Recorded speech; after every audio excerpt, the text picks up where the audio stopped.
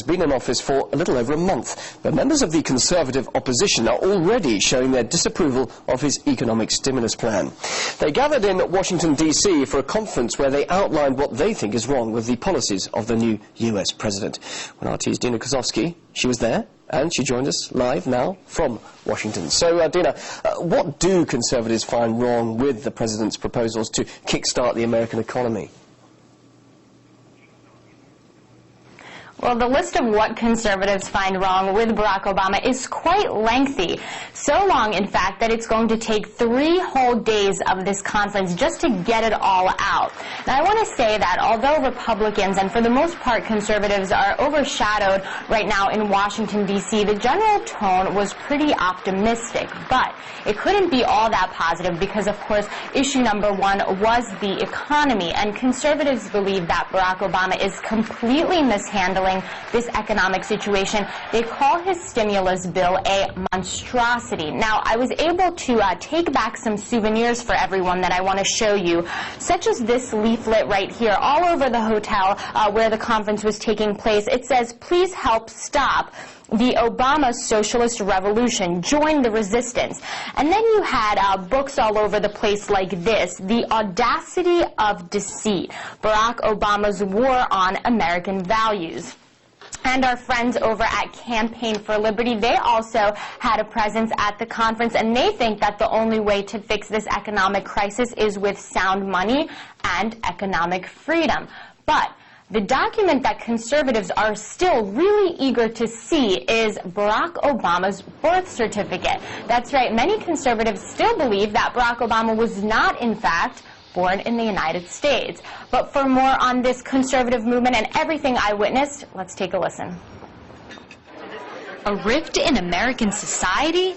I welcome you to this 2009 Conservative Political Action Conference. Thank you. Also known as CPAC, a 3-day conservative conference held at a swanky hotel in downtown Washington, D.C. On the guest list, former presidential candidates, television and radio stars, and key U.S. policymakers.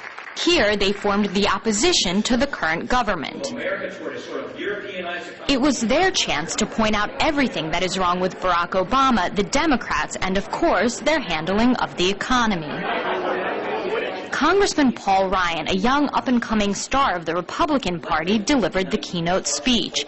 He had some words for Obama and the most recent stimulus that the new president pushed for. This phony stimulus hastens a march toward an irreversible tipping point in our democracy that threatens to radically alter the relationship between American citizens and our government. This is where some of the most prominent faces of the American conservative movement gather to try to find a Republican voice in an overwhelmingly Democratic majority. And the people who attend have one main concern: will Barack Obama's dream turn into America's nightmare? And the concerns and questions don't end there. Carl Denninger was smart enough to foresee this crisis a few years ago, and he pulled his money out of the stock market. Now he is known for his dark predictions that have often turned into reality.